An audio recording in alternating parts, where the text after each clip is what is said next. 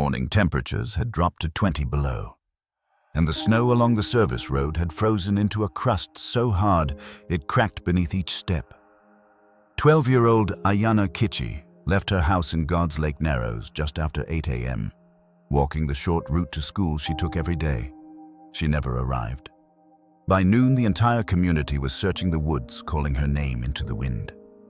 By dusk, they found only one mitten near the culvert and a faint trail that vanished beneath drifting snow. In the months that followed, headlines came and went, the posters curled, and the land went silent again. Yet somewhere beneath that frozen silence, a truth waited, buried under missing logs, lost evidence, and the kind of secrets that turned family against itself. 15 years later, a box of old case files reopened the wound and revealed what no one wanted to see. Before we begin, tell us where you're watching from today. And if you want more stories like this, don't forget to subscribe. The morning she vanished, the air was so cold it stung the lungs. Frost filmed every window in God's Lake Narrows, a quiet settlement where the snowplows hadn't yet cleared the secondary road leading to the school. Inside the Kitchi home, the kitchen clock ticked faintly between the radio's static reports. Temperatures still falling, wind from the northwest. Aiyana pulled on her boots, checked the mirror, and clipped a small yellow barrette into her hair. Her mother, Teresa, was bent over the stove stirring oatmeal. Her father, Noah, laced his work boots by the door shoulders, already hunched from another shift at the mill. She said goodbye with her usual half-wave shy, distracted, already thinking of the class art project she'd promised to finish. Mason, her older cousin, had offered to walk her that morning, but she insisted she didn't need him. The road was only half a kilometer, lined with birch trees that looked skeletal in the gray light. At 8:03 a.m., a neighbor named Rita Daniels saw her pass by the Daniels front gate, her red scarf bright against the pale snow. That was the last confirmed sighting. By 9 a.m., the teacher marked her absent. At first, it meant nothing. Children overslept, snow delayed them. But by 10 a.m., when Noah returned home unexpectedly, his truck had broken down near the junction and learned she wasn't in class. The silence in the kitchen became unbearable. Teresa's hands shook as she dialed the school again, the sound of the busy tone stretching like a nerve about to snap. Within an hour, the local constable was at their door. 2 RCMP officers arrived from Thompson before noon. They questioned routes, routines, whether Aiyana ever wandered off. Teresa told them no, her daughter was shy, cautious. Noah insisted she knew every turn of that road. The search began that same afternoon. Neighbors, cousins, even children joined. They spread across the tree line, forming loose lines, calling her name. The air burned their throats. At 4 p.m., one of the volunteers, an older trapper named Joe Fisher, spotted something glinting beside the culvert near the old drainage ditch.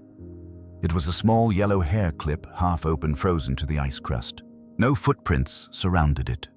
The snow had drifted again, smoothing every trace. Dogs brought in from the RCMP kennel caught a faint scent trail leading north along the ditch, but lost it after 30 meters. They circled, whined, and returned to the culvert. By dusk, the first search grid was mapped and logged. The temperature fell sharply.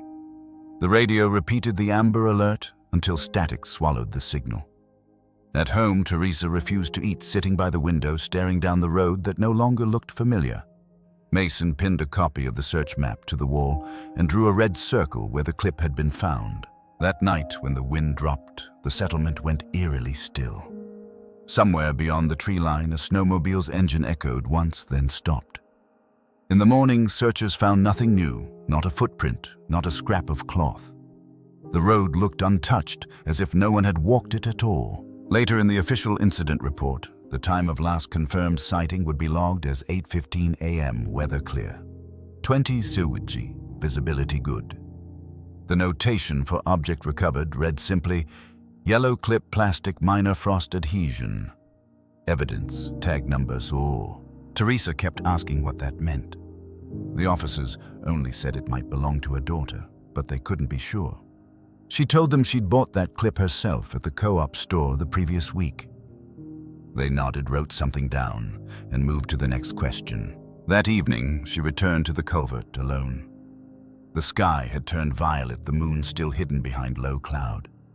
She crouched by the frozen ditch, brushing snow aside with her mitten. The ice crackled softly. Somewhere beneath the surface, water still moved slow and dark.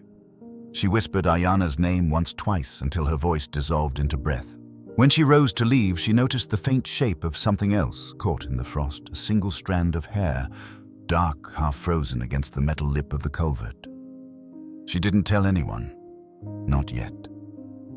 She brushed it away, afraid of what it might confirm. At 10:15 p.m., when the final search team returned to base, Mason looked down at the pinned map again. The red circle glowed faintly under the single bulb. He pressed his thumb over it until the paper tore slightly. Outside, the temperature kept falling. The wind picked up again, carrying a distant sound, not quite a cry, not quite the wind, moving across the frozen lake toward the town's edge. Her yellow clip lay frozen half open in the snow. By dawn, the whole community was awake. Snowmobiles lined the church lot, headlights cutting cones of light into the pale mist. The Kitchi house smelled of burnt coffee and exhaustion. Teresa hadn't slept. She sat by the window, still wrapped in her shawl, watching for the smallest figure to appear through the drifting white. Mason moved quietly behind her, sorting the spare batteries and candles for search packs. Outside, volunteers gathered in pairs, cousins, neighbors, elders, even teenagers skipping class. The first team headed toward the tree line where the culvert curved beneath the road. The second moved north toward the frozen lake. They walked in widening loops, shovels and poles in hand, their breath fogging the air like smoke. By noon, the RCMP had established a command tent near the school. Officers from Thompson and Norway House took over marking coordinates on laminated maps. The protocol sounded efficient, but the ground was deceptive. Snowdrifts buried paths that used to be clear the muskeg under the surface, swallowing boot tracks in minutes. Teresa stood by the fence as two officers checked her daughter's route again. She'd walk straight down this road, one asked. She nodded. Every morning. At 1 p.m., a local dog handler named Alphonse released his huskies near the culvert. They found the same faint scent from the day before Aiyana's, but lost it again near the old service road leading west. The report would later note odor persistence lost due to wind dispersal and ice crusting beyond road turnoff. Rumors spread before the day was over. Some said an unfamiliar truck had been seen near the edge of the settlement around 8 that morning, blue, maybe green, with one headlight dimmer than the other. Others swore they saw nothing at all. The police checked gas stations in Leaf Rapids, Cross Lake, and the pass. No match. At 5 p.m., the school gym filled with relatives bringing food, spare gloves, batteries. RCMP briefed them, calm voices repeating the same words, ongoing, methodical, under control. But outside the gym, the tone shifted. Someone whispered that Aiyana might have run away. Another muttered about an argument she'd had with her father the week before. The sound of doubt once spoken spread faster than news. By evening, Noah sat alone on the porch, watching the searchlights flicker across the dark tree line. He smoked one cigarette after another, the ash snapping in the wind. Mason joined him, hesitant. "They're saying things," he began, then stopped. Noah exhaled slowly. "Let them. We'll find her." Teresa couldn't bear the noise at the gym or the silence at home. She returned to the kitchen window, the same position as the morning before. On the sill sat the other yellow clip, the twin of the one found at the culvert. Aiyana had left it there weeks ago, saying it pinched her hair. Now it faced east toward the lake. Teresa adjusted it so the metal clasp pointed forward like a compass that had lost its way. At 8 p.m., wind gusts rose again. Searchers regrouped, tired and frostbitten. One team claimed they'd heard a faint cry near the old hydro path, but when they followed the sound, it was only the creak of branches under ice. The cold made every noise uncertain. In the community hall, the officers pinned up fresh maps. Each red flag marked an area cleared. The culvert was tagged twice the service road 3 times. The outer search radius had reached 5 kilometers. Beyond that lay endless bush, untouched except by trappers and moose. Mason lingered after the others left. He traced a finger along the line leading west toward the service road. That route used to lead to an abandoned logging site, a place his uncle once worked. He remembered Aiyana asking about it once, curious about the rusted equipment still left behind. He didn't tell anyone. Not yet. Later that night, Teresa walked to the backyard, still wearing her house slippers. The sky was the color of tin stars veiled by drifting ice crystals. She whispered a prayer in Cree words she hadn't spoken aloud in years. The snow squeaked underfoot, sharp and dry. A soft sound carried from the distance, low and drawn out somewhere between a howl and a call. The dogs in the neighboring yard began to bark one after another until the air filled with the echoes of their voices. Teresa froze, eyes fixed on the dark line of trees beyond the lake. For a moment, she thought she saw movement there, a flicker of shadow against the snow, but when she blinked, it was gone. Inside, the RCMP radios crackled with static, their voices fading as the signal weakened. Mason folded the last of the search forms, his handwriting smudged. He wrote the time at the top corner, 11:45 p.m., and underlined the word culvert twice.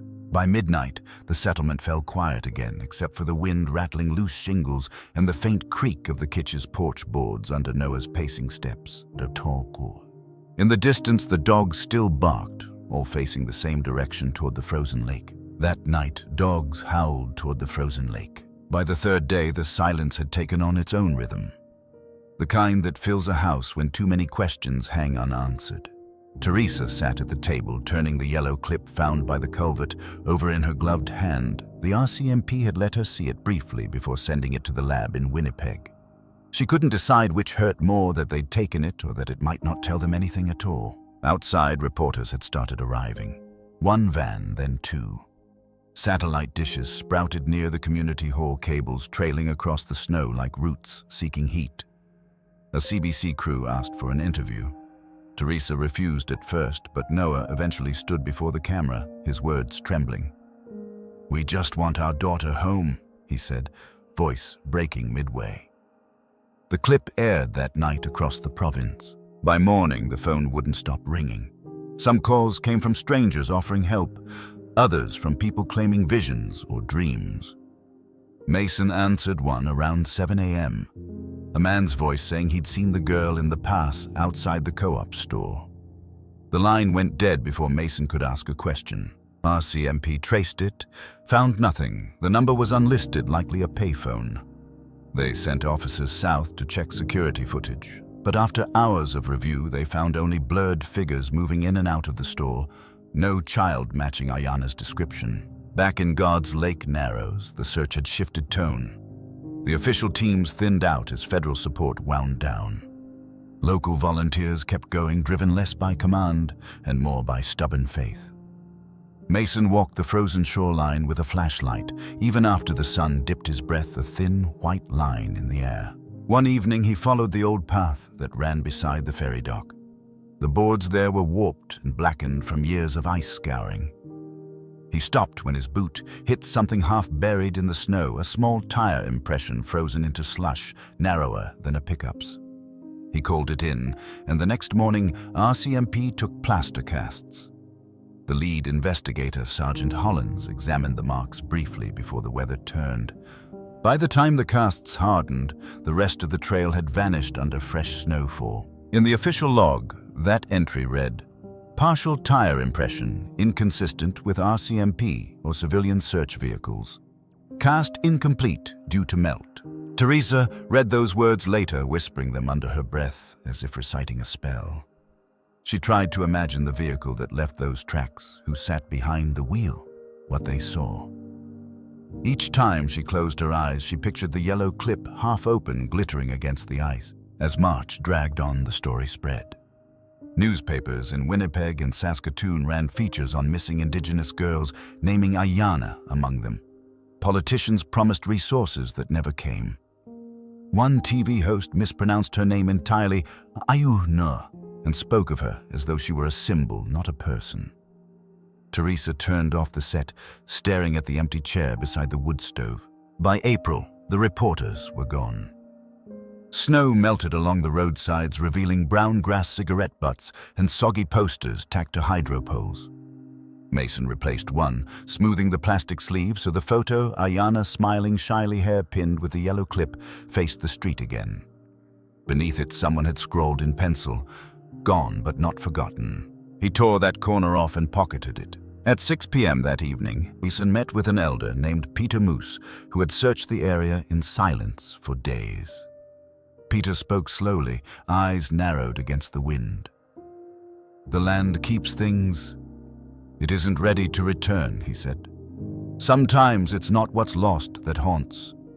It's what's found." The next day, RCMP conducted their final aerial sweep. Nothing surfaced. The file was labeled active, no new leads. For the Kitches, time splintered. Each day became an echo of the one before. Noah returned to work, though his co-workers said he barely spoke. Teresa started writing notes on scraps of paper, reminders, prayers, fragments of memories, all pinned in a small box above Aiyana's bed. That summer, when the lake thawed, children found a piece of red fabric tangled in driftwood along the shore. It was small, maybe from a scarf. Mason brought it to the detachment where it was logged as item.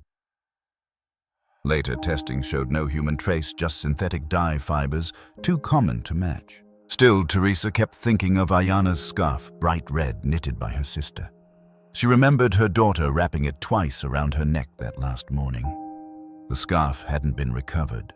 By September, the case had faded from headlines. Reporters stopped calling. The phone that once rang every hour now sat silent. But every few nights, Teresa would wake from the same dream, the culvert, glimmering with thaw water, moving underneath a small yellow shape floating just beyond reach. On the anniversary of the disappearance, the family placed candles along the service road. Wind snuffed them one by one. The last flame lingered longest by the culvert before collapsing into darkness. By spring of the following year, even the missing posters began to tear at the corners, curling inward from the damp. The colors bled into the wood. The yellow of her hair clip faded to gray. When Mason passed by the school fence that May, he stopped to straighten the last surviving poster. The tape cracked under his fingers. He stared at the smiling photo, the frozen moment that had become her only presence left. By spring, even the posters began to fade and curl. The following autumn, Mason stopped waiting for answers from the RCMP. He began keeping his own notebook, lined pages filled with names, times, and sketches of places the police had already cleared. The map pinned on his wall grew crowded, the red pins spreading like blood stains across a white field. He walked the same path Aiyana had taken again and again, until he could trace it in the dark. Some nights, he imagined her beside him, silent, the faint click of her boots on the frozen ground. He'd stop by the culvert, the place everyone else had learned to ignore, and stare at the spot where her clip was found. Snow filled the hollow, now smooth and white. Nothing to see yet. Impossible to leave. One evening in October, he borrowed his uncle's truck and drove beyond the search radius down the disused service road where the dogs had once lost the scent. The ruts were nearly gone, swallowed by muskeg. He parked near the ruins of the old ferry dock, a place once used to haul supplies across the narrow strait. Now, it stood half-collapsed boards, rotted and nails jutting like teeth. He stepped out with a flashlight, the beam cutting through mist that rolled low over the lake. The silence there was different, heavier, as if the air itself carried memory. He scanned the ground near the dock and noticed a glint beside a rusted barrel. Kneeling, he brushed away the frost and uncovered a small keychain shaped like a loon, its paint chipped the metal dark with age. It was the sort of trinket sold at the trading post, meaningless, cheap. Yet Mason pocketed it, uneasy. Later at home, he wiped it clean and noticed faint ridges along the back, maybe letters, once carved, now worn smooth. He brought it to the RCMP detachment the next morning. Sergeant Hollins logged it without comment, tagging it as Found Object Lake Perimeter. They dusted it for prints, found none usable. A technician later noted a trace of diesel residue on its surface, possibly from contact with machinery or fuel storage. No follow-up. That evening, Mason sat alone at the kitchen table, sketching the loon in his notebook. Below it, he wrote dock, diesel, residue. He didn't know why it mattered, only that it felt connected the same kind of quiet wrongness that had surrounded the clip. Teresa watched him from the doorway. "You think it's hers?" she asked softly. "I don't know," he said, but it was waiting. As weeks passed, Mason added more to his wall. A lattice of photos, maps, copies of old news articles. A pattern began to form a diagonal path, running from the culvert to the ferry dock and further beyond, toward the abandoned maintenance shed once used by the highway department. In November, the first snowfall returned. The shed appeared again in his dreams, lights flickering, a door half open, something small and yellow glinting inside. When he woke, the image lingered like an aftertaste. He visited the place mid-month. The shed's windows were shattered walls tagged by passing hunters. Inside, the smell of fuel and damp wood filled the air. He swept his flashlight along the floor and saw nothing, only rusted tools and a pile of broken crates. But near the far wall, under a loose board, he found a scrap of paper, half decayed with faint writing. Shift logs, March 2008. He could read only a few lines. One entry caught his eye, March 2nd. Truck late. Earl said new route tomorrow. Girl watched from fence. Mason froze. The handwriting was rough, unsteady, possibly a mechanic's. He folded the page into his jacket, heart pounding. He didn't tell Noah or Teresa, not yet. He needed to be sure it wasn't another dead end. That night, he pinned the scrap beside the map and drew another red line connecting the shed to the culvert. The diagonal cut clean across the map's center, intersecting every path Aiyana might have taken. Outside, the wind rose again. Snow battered the window, the flakes hissing against the glass. He switched off the light and sat in the dark, staring at the faint reflection of the map in the window. The red pins glowed like tiny embers. Days later, RCMP closed their seasonal file review with no progress.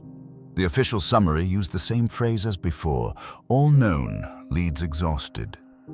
Mason read it and felt something tighten in his chest. He realized the file would never tell him what the land still remembered. That weekend, he returned to the dock with a camera. He stood where the keychain had been and took photographs of the lake, the tree line, the empty road. The last frame caught the low sun reflecting off the water, forming a small bright flare, the same color as the clip Aiyana once wore. When he printed the photo, he noticed something strange in the far background, barely visible, a blurred outline near the tree line, tall, human, indistinct. He traced its edges with a pen until the shape vanished into the paper grain. He tacked the photo to the wall beneath the clip's drawing. The lines between them formed a cross, its center hovering over the words he'd written weeks before: dock, diesel, residue. He didn't sleep that night. He marked one pin far beyond the road, deep into the muskeg. 1 year later, the snow came early. By October, the lake had already begun to seal over thin ice, spreading from the edges like glass frosting over a wound. Life had continued around the absence, not through it. The Kitchi house looked the same from outside, same wind chime of flattened spoons, same pale curtains. But inside, time had lost order. Teresa still set a place for Aiyana at the table. Not every meal, only when she forgot not to.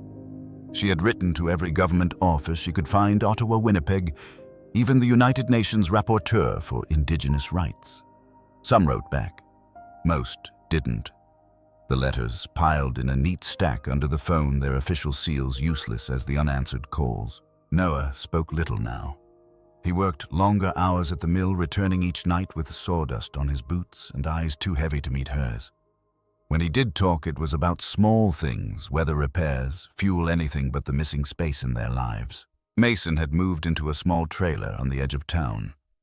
The walls were lined with papers, photocopies of old police reports, maps marked in ink, and photographs thumbtacked in uneven rows. He had stopped marking days. He told himself he was only organizing the facts, but his nights stretched longer, filled with the faint sound of the printer feeding another blurred image through. In early March 2009, almost a full year since Aiyana disappeared, Mason received a package with no return address. Inside was a folded newspaper clipping and a single word written on a yellow post-it stop. The article was from the Thompson Gazette, dated March 2008, about the original search. There was nothing unusual, except that the image of the searchers by the culvert showed something he'd never noticed before. A dark pickup parked on the ridge, partially cut off by the frame. He enlarged it on his computer pixel by pixel until the screen turned grainy. The license plate was unreadable, but the truck's door bore faint white lettering, maybe the remains of a company logo. He circled it and wrote, Dupree Transport. The name had appeared once before on the torn maintenance log he found in the shed. He flipped open his notebook. The March 2nd entry had mentioned a man named Earl. He drove to the RCMP post the next morning, clutching the clipping and the log fragment. Sergeant Holland scanned both unmoved. We already looked into the contractors, he said. Nothing to tie them here. Mason pressed harder. You're sure? Holland sighed. We've got no active suspects, Mr. Kitchi. Sometimes these cases... He didn't finish. That evening, Mason searched online through old freight records, fuel invoices, and transport permits. Dupree Transport had filed for bankruptcy in 2009. Its owner, Earl Dupree, was last listed as a subcontract driver based in the pass. Beyond that, nothing. He scrolled through archived directories until dawn, the glow of the monitor painting the room in cold blue. Teresa, meanwhile, had begun writing letters again, but now to herself. Each began the same: to my daughter, wherever the road led you. She wrote them in longhand, folded them into envelopes, and stored them in a shoebox beside her bed. One afternoon, while cleaning the drawer of Aiyana's old desk, she found a piece of paper folded into quarters. Inside was a crude drawing, a road leading to a square with a stick figure standing beside what looked like a truck. Underneath, in her daughter's careful printing, were the words, I heard them fight. Teresa froze. The drawing was dated 3 days before the disappearance. She brought it to Noah that night. His hands trembled as he read it. We argued, he admitted quietly. About work, about money. She must have heard. What did she hear, Noah? He didn't answer. Later, when she couldn't sleep, Teresa opened Mason's old notebook, one he'd left behind years ago. Between 2 pages folded tight, she found a printout of a text message. The header read, March 3rd, 2008, 7:42 a.m. The message, don't tell them yet. Sent from Mason's phone. Recipient, Aiyana.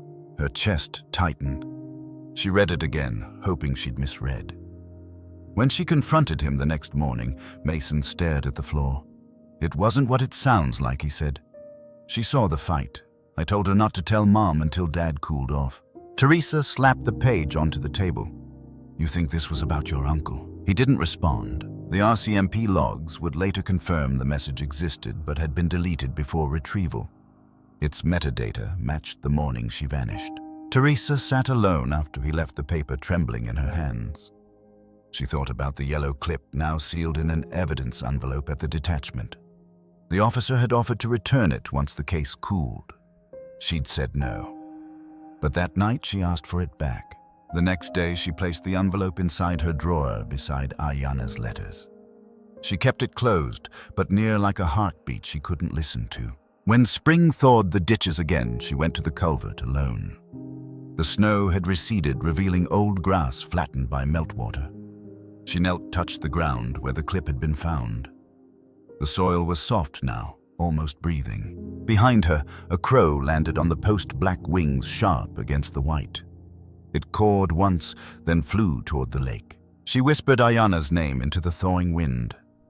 For a moment, the silence after felt alive, as if the land itself was holding its breath. She dreamed of Aiyana standing beside the culvert, hair clip missing. By the time spring returned, the Kitchi house had become a kind of shrine. The living room shelves were lined with photographs and small objects, Aiyana's favorite mug. Her school notebook, a small stuffed bear whose fur had turned gray with dust. Every few weeks, someone from the community would stop by, a cousin, a church volunteer, social worker offering food or prayers. Teresa always thanked them, but her eyes rarely left the east-facing window. 15 months had passed, yet the ground around the culvert still yielded small fragments after every thaw. Bottle caps, bits of plastic, an old key that looked as though it had been buried for years. Mason kept returning there with his camera, cataloging every fragment, unsure what he hoped to find. In late May, the community held a vigil on the school field. It had been organized by a group of women who'd begun to track other missing Indigenous girls across the northern provinces. They spoke of statistics neglect and the names that never made it to the national broadcasts. When it was Teresa's turn to speak, her voice barely carried. "My daughter is still out there," she said. "Maybe not alive, but still here." An elder Agnes Bird approached her afterward. She was small, wrapped in a plaid shawl, her gray hair braided tight. "The land keeps what it must," she told Teresa. "But sometimes it gives a piece back if you listen right." 2 weeks later, Teresa received a letter from a retired RCMP officer named Harold Kent. He'd worked the Northern Division in 2008 and had heard of the case's renewal through advocacy networks. His letter was handwritten, steady and formal. He offered to meet privately, saying he remembered certain inconsistencies in the original file. They met at the cafe near the airport in Thompson. Kent was in his 70s, his hands trembling slightly as he stirred his coffee. He slid a small folder across the table, 3 photocopied pages, edges yellowed. "These weren't in the final report," he said. "We had more witness statements than the file shows." The first page listed interviews conducted the day after Aiyana vanished. One was missing from the official release, a note from a man named Henry Spence who claimed to have seen a blue truck idling near the bus route around 8:15 a.m. The description matched the rumors from that first week, one dim headlight-dented fender. The report was marked pending verification, but there was no follow-up entry. Teresa read in silence, her hands tightening around the paper. "Why was this left out?" she asked. Kent shook his head. "Internal reorganization. Paperwork shifted to the regional file. I left the force the next year."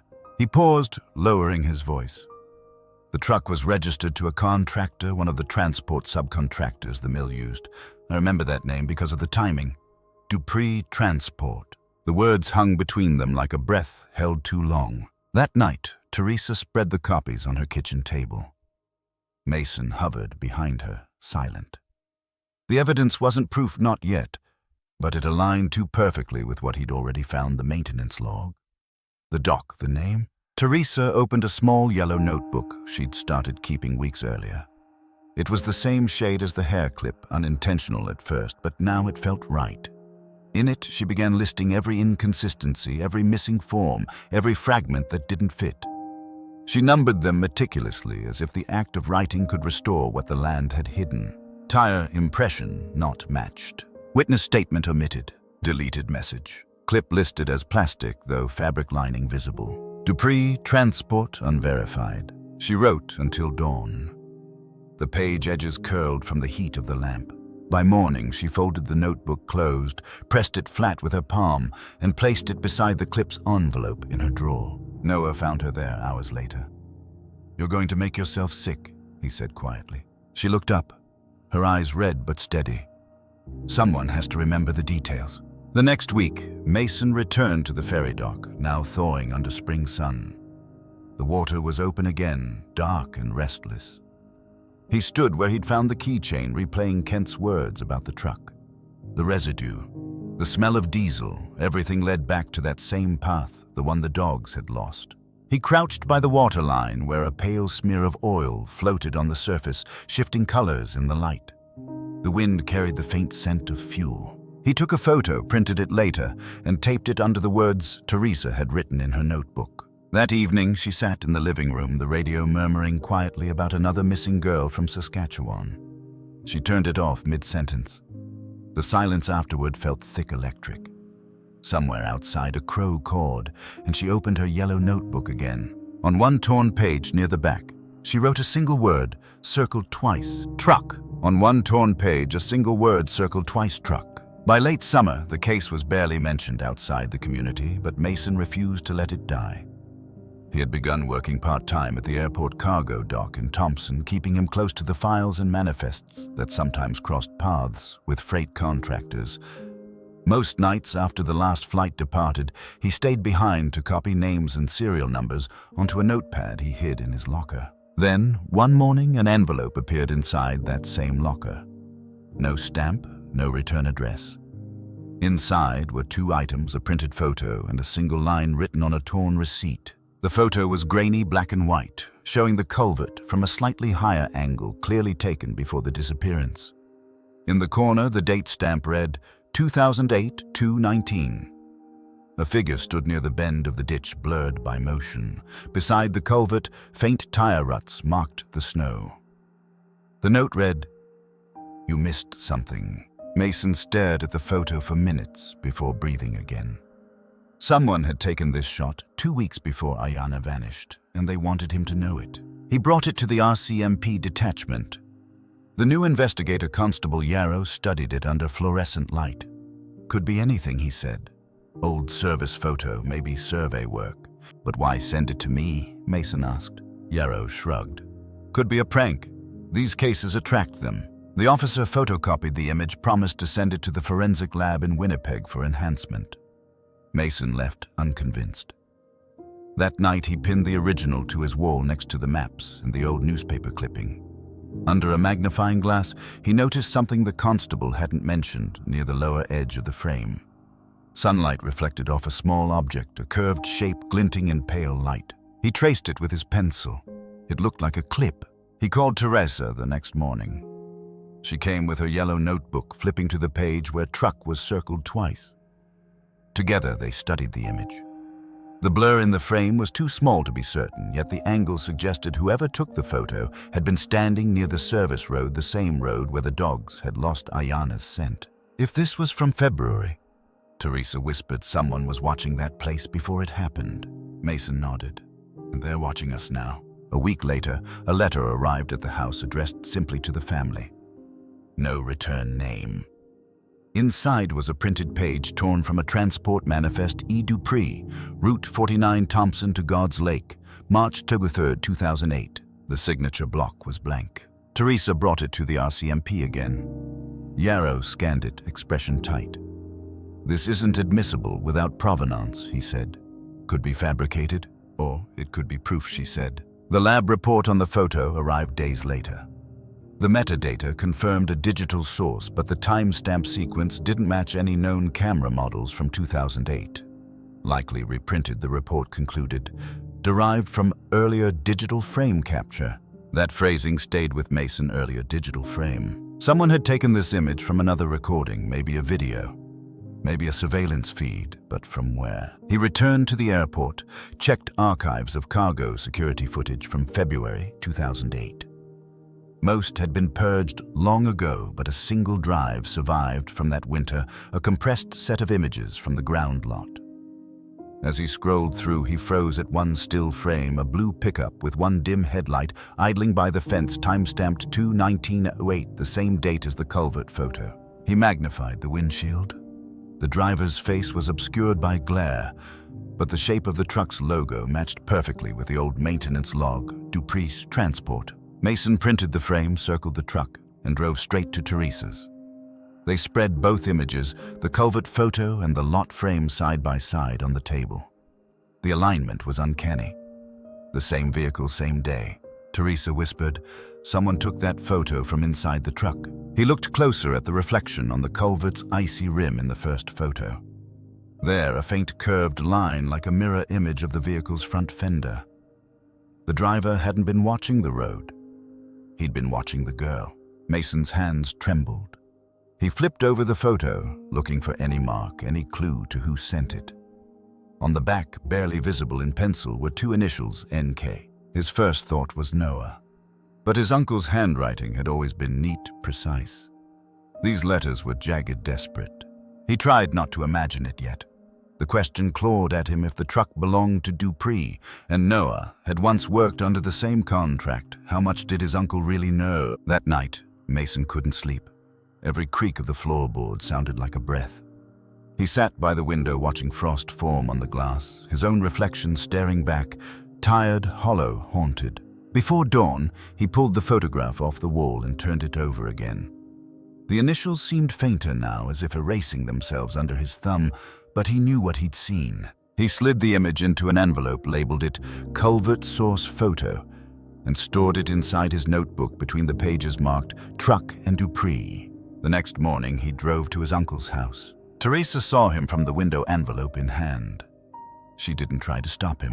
He realized the photo was taken from his uncle's truck. The air that morning was sharp enough to sting.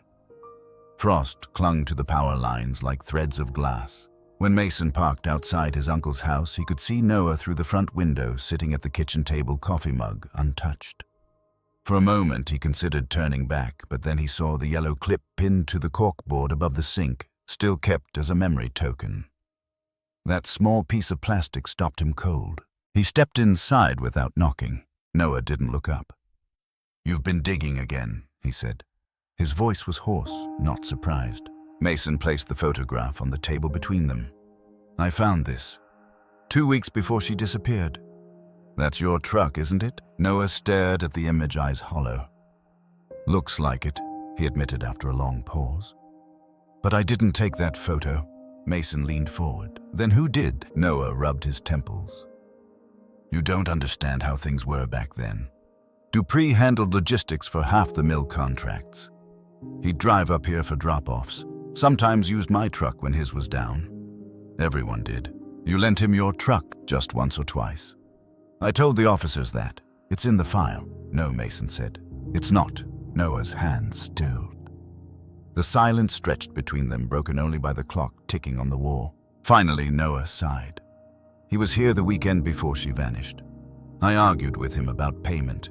He'd been late on wages and I threatened to report it. He said I'd regret it." "What happened after that?" 2 nights later, he came by again. Late. We argued outside. Aiyana might have seen. I told the Mounties, but they said it wasn't relevant once Dupree skipped town. His route log put him near Cross Lake that day. Mason pulled a folded printout from his pocket, the freight manifest that had arrived in the anonymous letter. This says he was en route 49 to God's Lake, March 2nd and 3rd. Noah read the line twice, then pushed the paper away. "You think I didn't ask?" "The record's vanished. Someone cleaned it." "Who?" He looked up, eyes rimmed red. "You think I'd know? I just know when the regional office took over, half the evidence list got redacted. I stopped fighting after that. I couldn't." Mason hesitated, then reached into his jacket for the torn maintenance log from the shed, the one mentioning Earl and the girl at the fence. He slid it across the table. "You saw him last, didn't you?" Noah's gaze hardened. "I saw him," he said quietly. "He asked if she'd talked about him. I told him she didn't even remember who he was. And after that," Noah stood abruptly, pacing toward the window. He drove off. Next morning, she was gone. The two men stared at each other in the dim kitchen light. The hum of the refrigerator was the only sound. Finally, Mason said, "Why didn't you tell Teresa?" Noah's shoulders dropped. "Because she would have blamed me." Mason opened his mouth to speak, but a sound from outside cut through the tension, a slow crunch of tires over frozen gravel. Both turned to the window. A blue pickup was passing along the service road, its headlights flickering unevenly, one dimmer than the other. By the time Mason ran outside, the truck had turned the corner and vanished down toward the culvert road. He stood there, breath steaming, the silence swallowing everything but the fading growl of the engine. Later that evening, Teresa arrived at the house. Mason showed her the photo, the log, and the manifest. She listened, pale but composed. When Noah tried to speak, she lifted a hand to stop him. "I don't want apologies," she said softly. "I want what's true." She spent that night sitting by the old radio, the same one that had once carried the Amber Alert, turning the dials, though the frequencies were dead. At 3 a.m., she placed the yellow hair clip against her jacket collar and whispered something in Cree, a promise, a demand, maybe both. The next morning, she went to the RCMP post again, this time bringing every copy she and Mason had collected. The new supervisor, Corporal Denny, took her statement carefully, glancing between the papers. When she reached the end, he said, "Dupree Transport. That name's on an archived list. The owner went missing around the same time as your daughter." Teresa froze. "Missing," he nodded. "Vehicle unaccounted for. Last seen in the pass. RCMP tracked it for months, but it was eventually written off as stolen property." 3 days later, Mason drove to the pass himself. It took 5 hours in near constant rain. The scrapyard on the outskirts of town was half-flooded pools of water reflecting a dull sky. Rows of rusted vehicles stretched into the distance. The attendant pointed him toward the back lot. There, beneath a tarp, half torn by wind, sat what remained of a blue pickup, the front fender dented, the paint faded almost to gray. Mason knelt to read the serial plate. It matched the records from the Dupree manifest. He ran his hand along the door frame and felt something catch under his fingers. A small flake of paint chipped away, revealing faint white lettering underneath Dupree Trans. The steering wheel was gone, the seat stripped, but the glove box was still bolted shut. He forced it open with a screwdriver, and inside found a plastic sleeve of old receipts, waterlogged and curling. The top one bore a partial signature. Dupe. He took photos, forwarded them to Teresa before leaving. That night, she pinned the printouts inside her yellow notebook. The chain of proof was still incomplete, but the line was forming truck driver disappearance. At the bottom of the page, she added a new entry. Recovered vehicle, the Pass scrapyard. She stared at it for a long time before whispering, "He brought her here." Outside, the snow began to fall again, the first of the season, quiet and relentless. Earl's truck was found years later, stripped at the edge of a scrapyard. By early winter, the case had shifted again, quietly, almost reluctantly, from forgotten file to reopened inquiry. The media didn't notice, but inside the community, the change felt like a held breath breaking. Teresa had contacted an advocacy lawyer from Winnipeg, Lydia Morin, who specialized in missing persons and disclosure cases. Lydia was firm, soft-spoken, the kind of woman who wrote everything down in fountain pen and carried a folder labeled "Only Persist." It took 6 months of letters and appeals before the RCMP granted limited access to parts of the original file. The binder they sent was thin. Thin. Whole pages were missing, entire interviews redacted. Still, the fragments inside were enough to pull open something the land had tried to bury. On the third night of reviewing the file, Mason noticed an entry tucked between unrelated documents. Evidence tag, inkcloth fragment, yellow fiber. The line had been crossed out with blue ink, the annotation beside it. Sample removed for testing, Winnipeg lab. There was no lab report attached. Teresa leaned over the table, tracing the line with her finger. "Yellow fiber," she whispered. "They never told us about this." Lydia frowned. They were supposed to keep chain of custody records for all physical evidence. If this is missing, that's a breach. They combed through the remaining pages, but the next tag number jumped directly to number 18. Somewhere between the culvert and the archive, one piece had vanished, to scrap the color of her daughter's hair clip. That night, Teresa found herself awake again, the clock reading 2:45 a.m. She opened the drawer beside her bed and removed the envelope holding Aiyana's clip. The plastic looked duller, now frost still etched in microscopic scratches along its hinge. Inside the metal clasp, where the fabric lining met plastic, a single thread of yellow nylon was visible, the same texture described in the missing entry. She called Mason the next morning. Together, they compared the photos from the evidence file. The official image of the recovered clip looked slightly different. Sharper edges, faint indentation near the hinge. The forensic note described plastic composition, possible synthetic fiber lining. But no sample was preserved. "Maybe the fragment was the other half," Mason said quietly. Teresa stared at the clip, at the thread glinting in the morning light. Maybe it was this one all along. They sent the clip for independent analysis through Lydia's firm. The lab in Winnipeg ran microscopic scans and residue tests. Results returned a week later. Fiber consistent with polyester blend, possible trace of hydraulic oil. Compound non-local soil particulate. Teresa read those words again and again. Hydraulic oil, soil particulate. That wasn't something a schoolgirl would have picked up on her walk to class. That belonged to machinery vehicles, maybe even transport trucks. Mason drove to the scrapyard again, retracing his steps through the mud and rust. He found the same blue truck half buried under a tarp of snow. This time he brought gloves and a flashlight. He crouched near the front tire, well running his hand along the rim. The same oily residue coated the inside edge, slick cold, smelling faintly metallic. He scraped a small sample into a bag and mailed it to Lydia's lab. 2 weeks later, the test returned compound match hydraulic oil residue consistent with sample recovered from hair clip. Lydia read the report out loud, then set it down. Slowly. That means the clip or something in contact with it was inside that truck. The room went silent. Teresa closed her eyes. For a moment, she wasn't in the lawyer's office. She was back on the road outside her house, watching her daughter's red scarf disappear into the snow. When she opened them again, she felt a clarity she hadn't known in years. They had it. They lost it. And now we found it again. Lydia nodded. But we'll need a formal motion to reopen evidence. This kind of chain discrepancy can take months. Do it, Teresa said. We'll wait. That night, back at home, she removed the clip from its envelope and set it on the windowsill. Snowflakes drifted against the glass, each one melting into clear beads of water.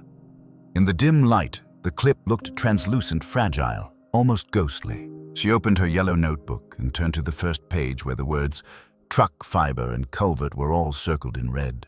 Then she added a new line, yellow fragment, tagged number 17, missing from file. Matching fiber, confirmed oil residue consistent. Mason watched her write, realizing the transformation happening in front of him. His aunt had stopped being just a grieving mother. She'd become an archivist of truth. The next morning, a letter arrived from the RCMP, a formal acknowledgement that unaccounted evidence had been logged during internal review. They offered an apology phrased with bureaucratic precision and promised that further examination is underway. Teresa folded the letter carefully and slid it inside her notebook without a word. Then she stood open the drawer and took out the clip again.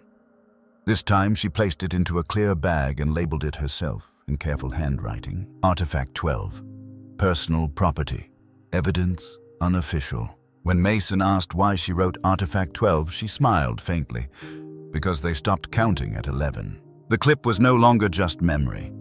It had become a form of proof, half of a puzzle that someone had tried to erase. Teresa realizes her own kept clip might be the matching half. The wind along the highway to the pass came in sharp gusts, streaking dust across the frozen asphalt. Mason gripped the steering wheel tightly, the yellow notebook strapped beside him on the passenger seat. He'd read the latest lab report 3 times before leaving. Each line felt like a drumbeat, hydraulic oil matching residue, non-local soil. Each phrase another step closer to the man whose name had haunted their notes, Earl Dupree. The scrapyard manager had told him about a sister who still lived in town. A woman named June Dupree, who ran a small laundromat near the river. He parked outside just after 2 p.m. engine ticking in the cold. The air smelled faintly of soap and exhaust. Inside the laundromat was half empty. Machines hummed softly. Detergent drifted like ghosts of foam. A woman in her 50s looked up from behind the counter. Her expression shifted when Mason introduced himself.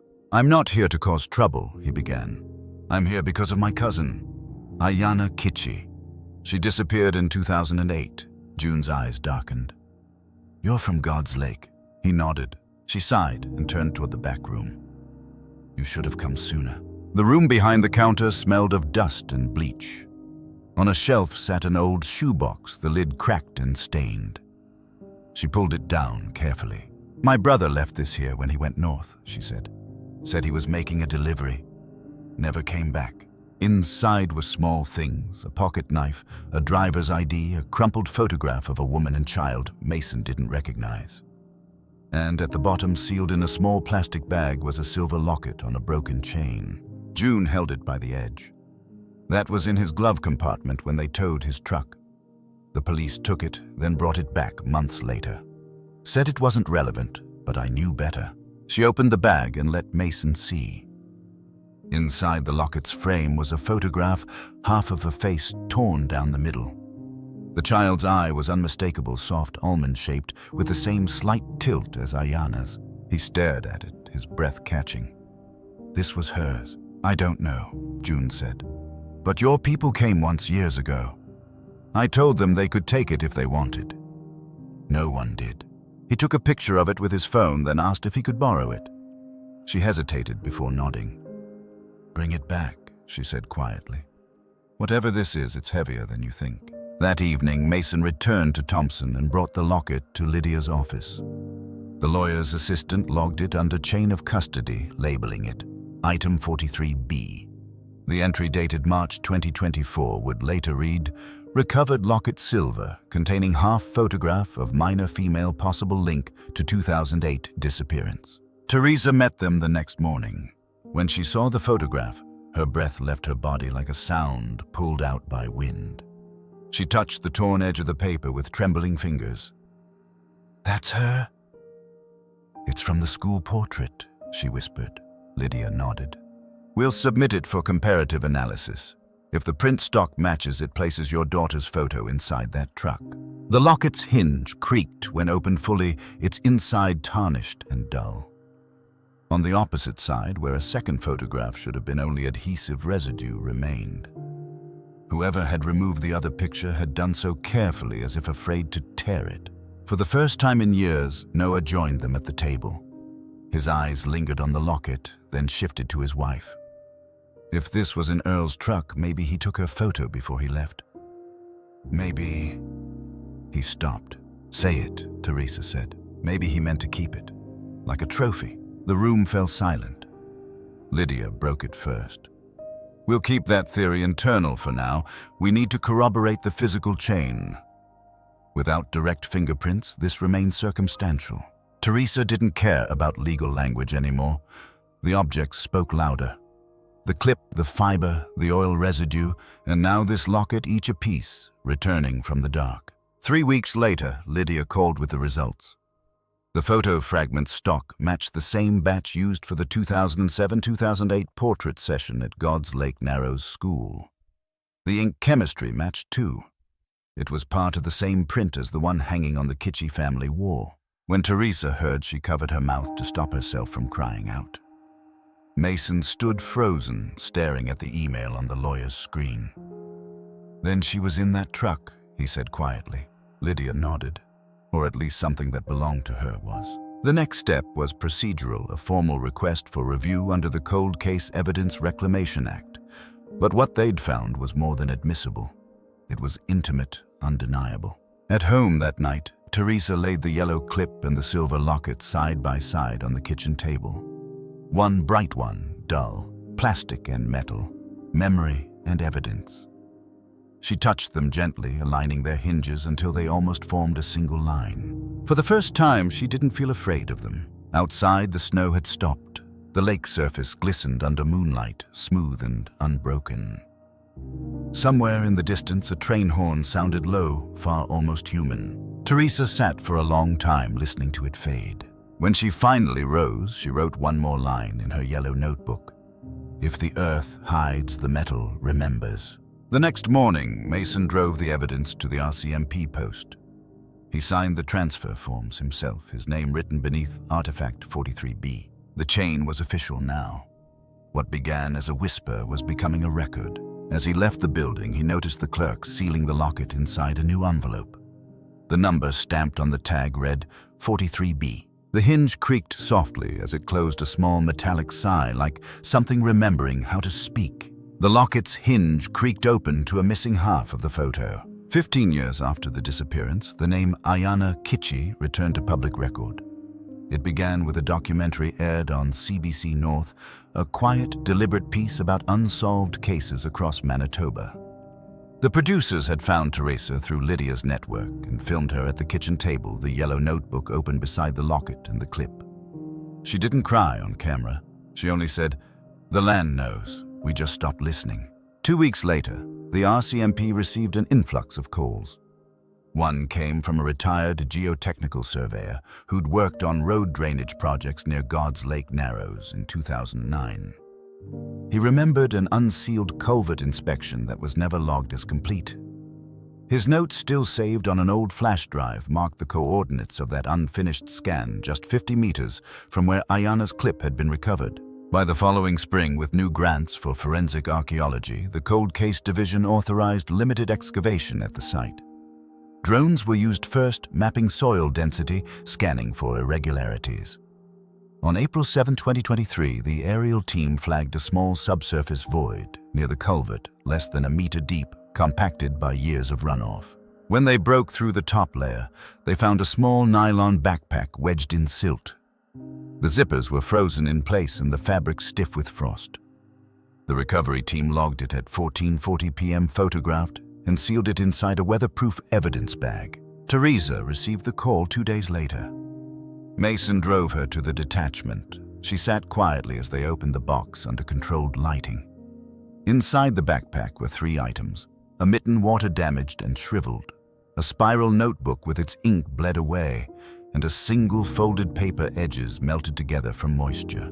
They dried the page under low heat. When it finally separated, faint lines of graphite emerged, arithmetic exercises spelling words a date in the corner, March 2nd, 2008. Teresa touched the paper through the plastic sleeve. "She did this homework the night before," she whispered. The DNA results came a month later. The lab in Winnipeg confirmed a partial mitochondrial match maternal line consistent with Aiyana Kitchi. It wasn't enough for identification in court, but enough for truth. RCMP reopened the case as active lead file 322. The investigation logs note that the recovered materials were sent for fiber soil and trace analysis. The report described faint chemical signatures matching those found earlier in the hairclip hydraulic residue mineral oil traces of diesel soot. Someone had lifted her from the road, driven that short distance, and discarded what she carried. Mason stood at the site weeks later, watching the dig team pack up. The ground had thawed unevenly, small pools of gray water reflecting the overcast sky. He crouched beside the culvert and placed his hand on the cold metal edge. Beneath his palm, he could feel the vibration of running water, a steady pulse beneath years of silence. He remembered the sound from that first night, dogs howling toward the lake wind, carrying something that wasn't quite a voice. Now standing there, he realized it hadn't been an echo. It had been the place itself, calling attention to what it had kept. Teresa arrived shortly after, holding a small jar of tobacco and cedar. She set it beside the dig site, murmuring a short prayer. Mason noticed her eyes were dry this time. "They found part of her," he said quietly. Teresa nodded, enough to know she was real. Later that week, the RCMP held a press briefing. The spokesperson spoke in careful, measured tones about new developments in a long-standing investigation. No arrests, no suspects, but a promise of continued effort. The words were neat, official, empty. Yet when Teresa saw the photo of the recovered backpack in the news, she felt something shift. Not closure, but confirmation. At home, she opened her drawer and removed the clip one last time. The hinge creaked when she pressed it open, the faint sound almost identical to the lockets. She placed both inside a clear case labeled Artifact 12 and Artifact 43B, aligning them side by side.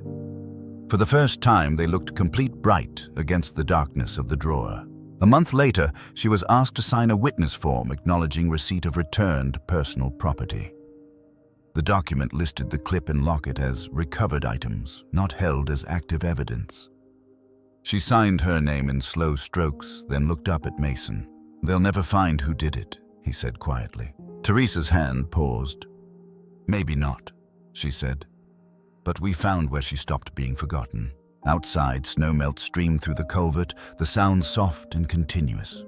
The water carried small fragments, gravel, dead leaves, something metallic glinting in the current. When Mason returned, weeks later, to visit the site, a new marker had been placed, a small wooden cross without name or date. Wind shifted through the reeds, bending them one way, then the other. The culvert mouth gurgled softly, like something whispering just beneath the ice. He knelt, tracing the initials carved at the bottom of the cross, AK. Somewhere deep below the backpack still leached fragments of ink and graphite into the soil, rewriting its story in minerals and silence. As dusk fell, Mason stayed until the last light drained from the snow. The air was clean cold, almost kind. The recovered backpack zipper was jammed halfway frozen in place. By the time the snow melted for good, the culvert was quiet again. The search tape was gone, the machinery hauled away, and only shallow depressions remained where investigators had dug. Spring light glimmered on the surface of pooled water, bright and deceptive. It looked almost peaceful, as if nothing terrible had ever happened there. Teresa came alone that morning. She parked at the bend of the road, the air still sharp enough to bite. The yellow notebook sat open on the passenger seat, its last page blank. She hadn't written since the DNA report arrived. There was nothing left to list, no fragments left to chase. In her pocket, she carried the small plastic case that held both the clip and the locket. Together, they looked smaller than she remembered, ordinary, fragile proof of nothing and everything. She knelt by the culvert, where the ground was soft with thaw. With bare hands, she brushed away the thin layer of mud until cold water seeped into her palms. Then she placed the case down gently and whispered her daughter's name. The light caught the objects one last time, the clips dull yellow, the lockets tarnished silver, before water began to creep around them. Teresa stayed until they disappeared beneath the surface. The wind shifted from the lake, carrying faint voices, birds, or maybe children playing in the distance. It didn't matter which. She rose, wiped her hands on her coat, and walked back toward the road. At the top of the slope, Mason waited by the truck. He'd been there since dawn, silent. When she reached him, she didn't speak. He only nodded toward the culvert. "You're sure?" She nodded. "It belongs here. All of it." They stood together, watching the reflection of the sky ripple in the water below. The official file on the case, now labeled Unresolved Active Lead 322, had been moved into digital storage. Most of it was redacted. Some sections, like the missing witness statement and the fiber tag, were still marked under review. In the archive index next to evidence status, someone had typed, "Presumed lost or degraded." But on a separate shelf in the Kitchi house beside the old radio and the empty frame where Aiyana's school portrait used to hang, Teresa had made her own archive. Inside a plain brown binder, she kept copies of everything: the receipts, the manifest, the handwriting samples, the letter from the retired officer. She called it simply the road file.